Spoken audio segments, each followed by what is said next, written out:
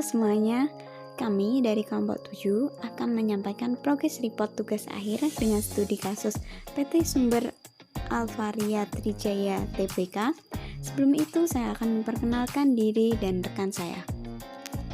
Perkenalkan, nama saya Yumi Madias Permata dengan NIM 682020-075 dan teman saya Galuh Hanggana Raras dengan NIM 682020-079. Bidang usaha perusahaan. PT Sumber Alvaria Trijaya Tbk mendirikan sebuah minimarket yang bernama Alfamart. Alfamart ini memiliki kegiatan usaha yang bergerak di bidang perdagangan eceran dalam bentuk minimarket dan jasa waralaba. Dalam bisnisnya, Alfamart menjual berbagai kebutuhan pangan seperti beras, minyak, dan telur. Selain itu, minimarket ini juga menjual snack, buku, dan kebutuhan masyarakat lainnya. Hingga saat ini, Alfamart sudah menyebar luas di berbagai wilayah Indonesia. Selain menyediakan kebutuhan harian untuk masyarakat, Alfamart juga menyediakan peluang bagi masyarakat yang memiliki usaha kecil hingga menengah untuk berjualan di lahan milik Alfamart dengan cara menyewa. Penyewaan lahan inilah yang disebut dengan tenan Alfamart. Struktur organisasi. Kedudukan tertinggi di Alfamart adalah Board of Commissioner. Di bawahnya masih ada beberapa bagian, ada Nomination and Remuneration Committee, ada Audit Committee, ada Business Controller, ada Presiden Direktur, ada Corporate Audit.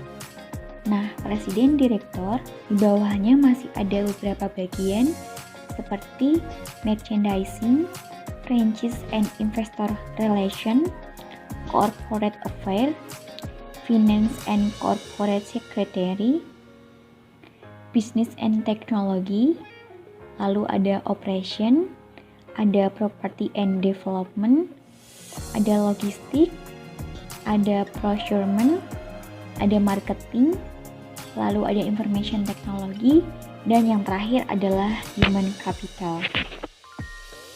Lalu ada job description pada setiap bagian. Yang pertama ada Board of Commissioners dalam melakukan tugas Dewan Direksi pada kepentingan perusahaan dan sesuai dengan maksud tujuan perusahaan. Yang kedua ada Audit Committee, melakukan penelaah terhadap semua yang berkaitan dengan perusahaan.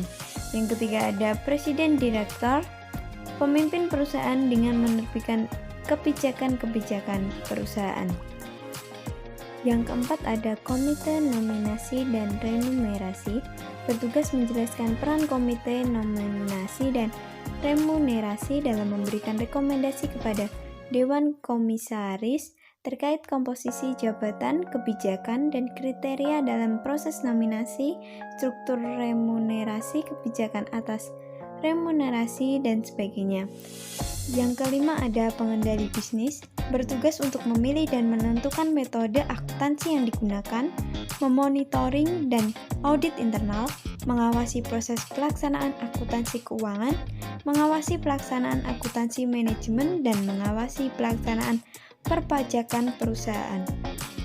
Yang selanjutnya ada merchandising dan procurement, bertugas untuk memajang atau mendisplay dan menata produk, menjaga kebersihan produk pajangan, menjalankan semua program promosi perusahaan, menjalankan tugas kunjungan sesuai dengan rencana kerja. Yang selanjutnya ada Franchise and Investor Relation, yang bertugas untuk menyediakan tempat usaha dan modal sejumlah tertentu bergantung pada jenis walaba yang akan dibeli. Yang selanjutnya ada Corporate Affairs, bertanggung jawab untuk semua komunikasi internal dan eksternal. Selanjutnya ada Finance and Corporate Secretary, bertugas untuk membuat, memeriksa, dan mengarsipkan faktur nota supplier. Ada juga Bisnis dan Teknologi, bertugas menganalisa dan memvalidasi berbagai persyaratan untuk proses bisnis. Lalu ada Operation, bertugas untuk mengawasi kegiatan operasi. Yang selanjutnya ada property dan development, bertugas untuk mengkoordinasi kegiatan pengandaian properti dan di lingkungan wilayah usaha dan perusahaan lingkungannya. Yang selanjutnya ada logistik, bertugas untuk pendistribusian serta penyimpanan inventaris barang dari gudang. Selanjutnya ada marketing yang bertugas untuk bagian pemasaran. Yang terakhir ada human capital, memperbaiki dan memperhatikan mutu karyawan. Untuk proses bisnisnya, di sini dibuat sistem informasi tenan online yang terdapat dua aktor yang berperan, yaitu user dan admin.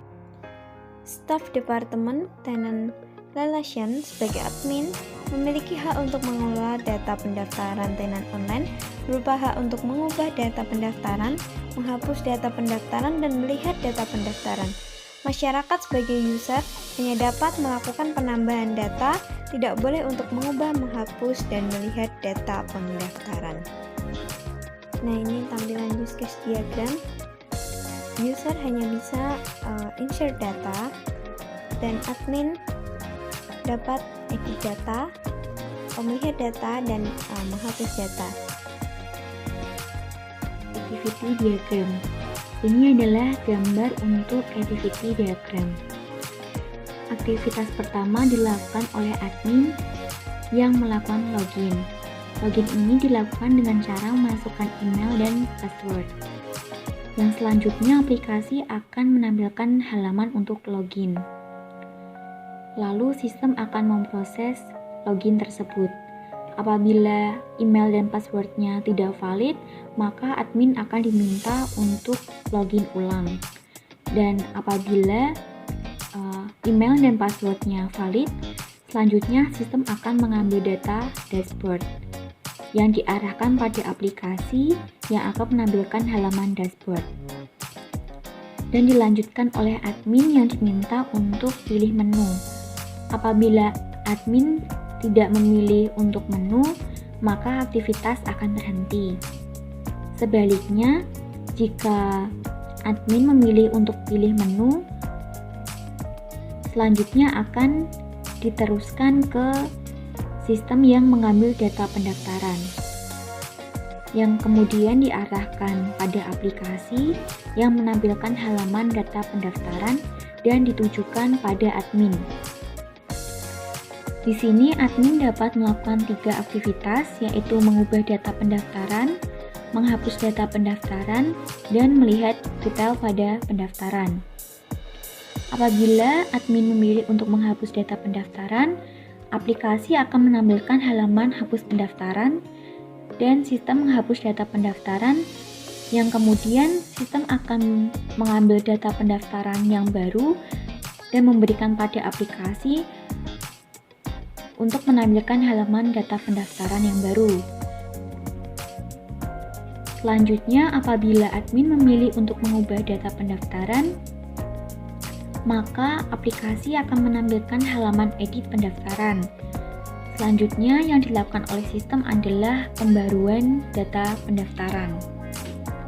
Dan yang terakhir, apabila admin memilih untuk melihat data pendaftaran, sistem akan melakukan ambil data detail pendaftaran. Lalu pembaruan data pendaftaran dan mengambil data detail pendaftaran yang dilakukan oleh sistem akan dibawa oleh aplikasi yang menampilkan halaman detail pendaftaran. Sekian video dari kami. Terima kasih. Tuhan Yesus memberkati.